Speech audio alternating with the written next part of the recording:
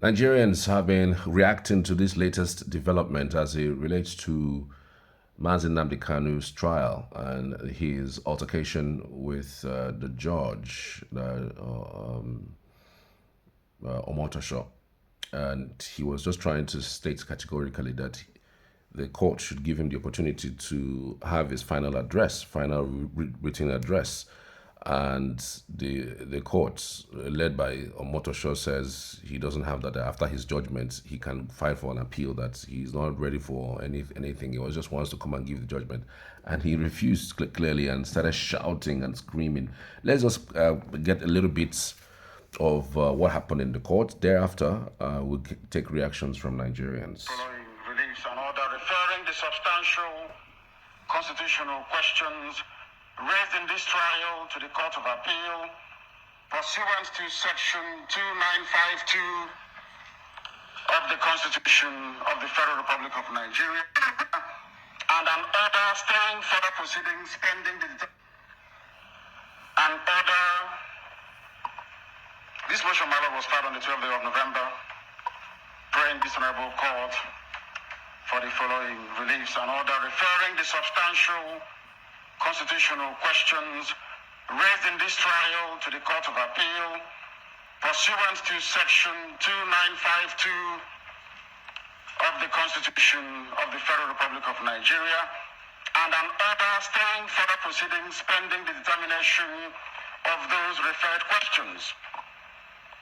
The supporting affidavit was deposed to by my younger brother, Prince Emmanuel Kanu, together with all annexures.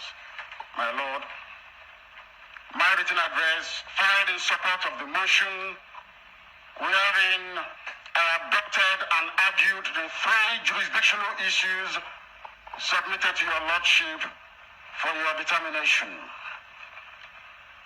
There was also a further and better affidavit and my reply on points of law filed in answer to the respondent's counter affidavit and written address. My lord, I respectfully urge your lordship to deem all these processes as argued and to grant the reliefs exactly as set out on the motion paper.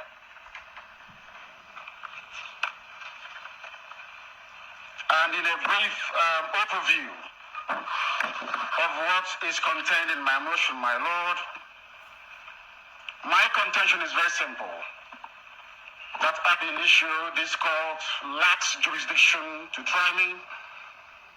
That this very court is a material defiance of an appellate court judgment, the Supreme Court, with specific regards to count 7, which does not exist in the laws of this very country, and which the Supreme Court mandated this very court to amend. That hasn't happened. The presence of count 7 on this charge sheet, my lord, nullifies this entire proceedings completely and totally. Because count 7, my lord, does not exist in the laws of this very country. When I reply on points of law, I will make specific references to the ratio that came down from the Supreme Court, where my lord, Lawal Garba, explicitly stated that count 7 should be changed. That hasn't been done, my lord, and this court is in contempt of the Supreme Court binding order. My lord, an order. This Supreme Court here. Hold on a second. I said, hold on. Let me please your lordship. Please. May I refer your lordship to section 266 of ABJA? Statement of law. What you're doing is not law. Please. You don't know the law. Please. Show me. Please. I said, show me. When you have the right to go to my right to my place. Show me. What the Constitution says. Show me. Well, I will rise and come back. Can you please take him out? I'll come back. I rise. I'll come back in 5 minutes.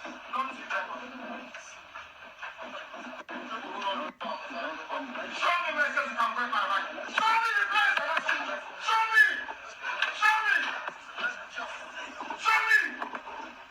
Which law says you can find me an unwritten law? Show me. You cannot show me. I'm a judge. You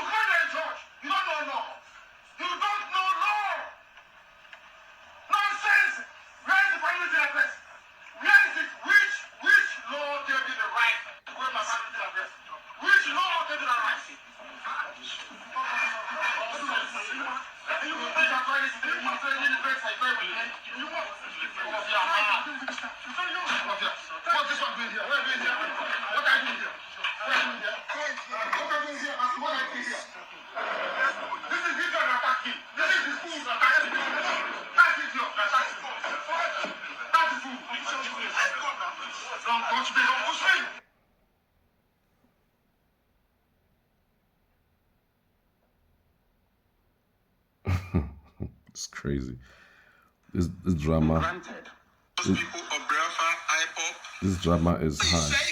And by the way, the judge actually continued his reading his judgment after Kanu was asked to leave the court. A proscribed organization did commit an act in furtherance of acts of terrorism against the Federal Republic of Nigeria and the people of Nigeria by making a broadcast received and heard in Nigeria within the duration of this court.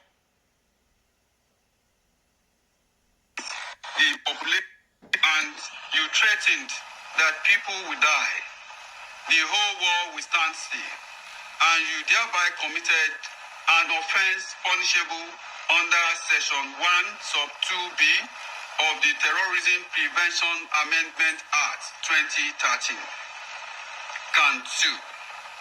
That you, Nnamdi Kanu, male, adult of Afara Nuku Ibeku in Umosh here, North Local Government Area of Abia State, sometimes in 2021, did commit an act in furtherance of an act of terrorism against the Federal Republic of Nigeria, the people of Nigeria, made a broadcast received and heard in Nigeria within the jurisdiction of this honorable court with intent to intimidate the population. You issue a deadly threat that anyone who your sit at home order shall write his or her will. As a result, banks, schools, markets, shopping malls, fuel stations, domicile in the eastern state of Nigeria were not open for businesses. Citizen and vehicular movements in the eastern states of Nigeria were grounded within the jurisdiction of this honorable court, and you thereby committed an offense punishable under Section 1, Sub 2B of the Terrorism Prevention Amendment Act 2013. Count 3. That you, Nnamdi Kanu, male adult of Afaraku Ibeku, who most people of Biafra, Okay, so let's check what people are saying regarding these developments. All right, a few persons here. This one says, what is the essence of a law or constitution when even judges cannot obey the laws? Nigeria is not a country. Someone says, see what they deliberately did to the microphone he's holding. I hope those okay with this will be okay when Nigeria happens to them. Judges that were singing on your mandate we shall stand. Even the law can't work in a lawless country. They gave him a crappy mic so he won't be heard properly. Jokes aside, this is a lawless country. This is humiliating, this one says. See what they did to his microphone so he won't be heard. What is wrong with his mic? Che, Nigeria, my country, what did they do to his mic? When I never allow him give final address and expecting judgment, I don't understand. Free Nnamdi Kanu, this one says. You can clearly see they made his microphone sound muffled. This country is something else. How can I explain to my unborn children? Another Nigerian lawyer. Which kind of microphone be this? African magic movies don't let you guys think straight again. African magic movies. Law doesn't work in this country. Only power. And person they study law for this country. If the kinds of challenges Nigerians endure were to occur in major Western nations, the global system would be pushed to the brink of collapse. I'm telling you, really, I'm telling you, it's really, really crazy. Let me see if I can get more comments regarding this. This one says, I knew it was definitely coming to this. It's exactly what they wanted. Not defending him, but he deserved a fair hearing, which was denied. This verdict that Justice Omotosho is reading, was it actually prepared by himself, or it was prepared and handed to him by someone else? The hiccups are too much.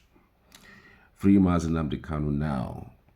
Honorable court indeed, this one says.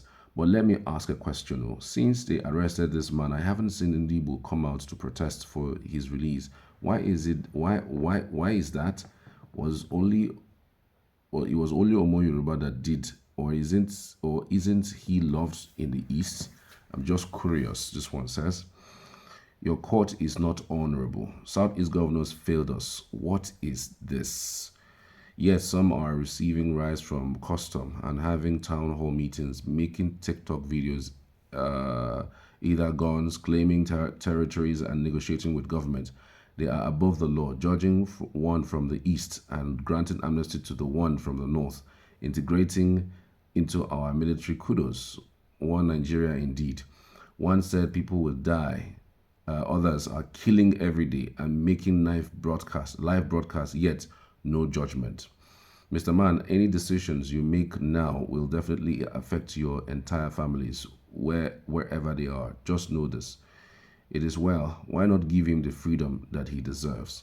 You people will arrest the real and terrorists in the north, southeast, and rehabilitate them back into the society, and you refuse to release this man. We are only guests in our own country, while the terrorists all over the country attacking from all the sides, same people kept quiet. You know, this is just the issue. You are trying Mazen Nnamdi Kanu under a terrorism act against this nation. There are bandits who are taking territories, who are killing, maiming people, who are even negotiating with governors in the north. Then Mazen Nnamdi Kanu is tried for terrorism because he's from the southeast. Is it not what it is? If we say that there is a serious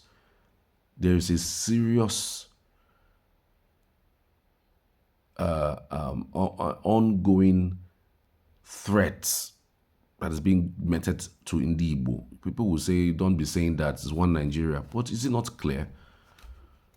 How is Mazen Nnamdi Kanu now a problem to this nation that we see people kill people every day in the north? And what we see is negotiation. But Mazen Nnamdi Kanu, because he's from the southeast, he should be completely annihilated. He should be kept in jail incommunicado. I don't blame this government. I blame our governors. If our governors are united, these things cannot happen. If Mazen Nnamdi Kanu was from the northwest, northeast, or southwest, he would have been out since. In fact, there wouldn't have been an issue. He would have even been negotiating with governments. But because he's from Igbo land, it's terrible. It's terrible. Tell me what you think in the comments. I'd love to hear from you as always.